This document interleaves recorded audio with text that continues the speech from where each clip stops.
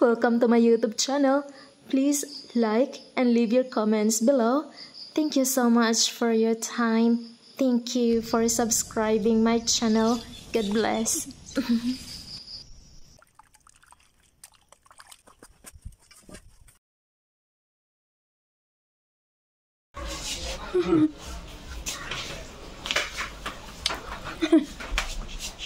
For this vlog, gagawa po tayo ng cassava cake, no oven. Hey guys, for today's vlog, gagawa po tayo ng cassava cake, steamed cassava cake. So dito po tayo sa kusina, magulo po, pasensyahan nyo na. Thank you. Ako, nilagyan ko po siya ng kahoy sa loob. First time ko pong gawin to, kaya di ko po talaga alam kung anong mangyayari. Tapos, ilagay po natin ang ating mga anik-anik. Ito po. Yeah. Oh, sorry. Ayan. Tapos ito. Wala po kasi kaming lianera. Kaya ito po yung gamit ko. Ito. Excited na ako. So, ang gagawin ko na ngayon, magkakayod ako ng nyog.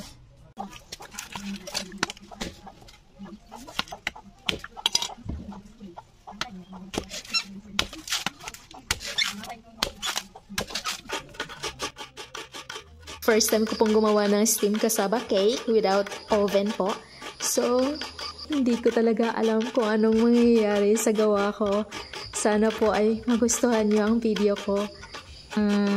Hindi naman talaga to seryosohan kasi hindi naman ako professional sa paggawa ng mga ganitong bagay. Pero, alam nyo po ba yung kinalabasan?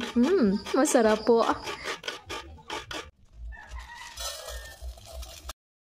Ito po ang gamit kong asukal. So, bahala na po kayo kung anong klaseng asukal po yung gagamitin nyo. Ito na po kasi available dito sa bahay. So, kailangan po natin tunawin ng asukal. Ito po yung balinghoy. Powdered na po siya. So, kailangan na po nating i-ready ang mga to. So, ayan po, mayroon po tayong gatas. Siguro sa gatas, bahala na po kayo kung gaano kadami po yung ilalagay nyo.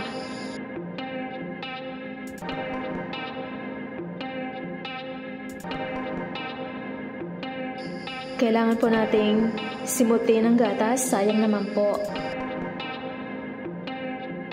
So, ayan po. Ready na po yung ating gatas. I-add lang po natin yung 2 itlog. Siguro sa itlog, bahala na din po kayo. Tapos, add na lang po yung powdered cassava.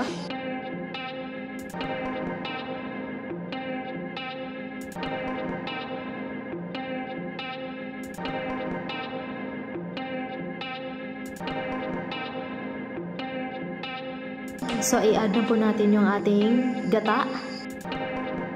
Tapos, paghahaluin lang po.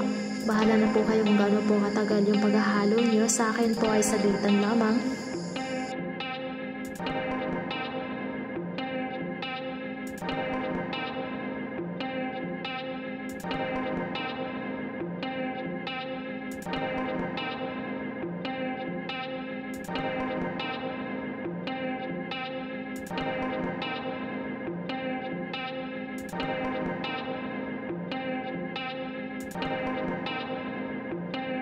Itong asukal naman natin ay kailangang matunaw po siya. Medyo matagal po yung pagpapatunaw.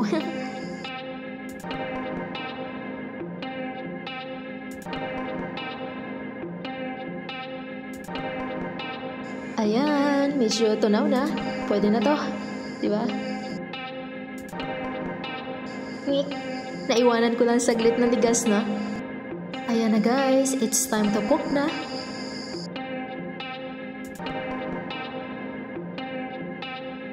Ayan, kumukulo na. So guys, antayin lang po natin. Mukhang medyo matagal-tagal po talaga ang antayan kasi malaking kaldero po yung ginamit ko. Ganyan lang po siya. Madali lang po talaga. Ayan na, kaka-excite. So ayan na, excited na po ako. Tadading!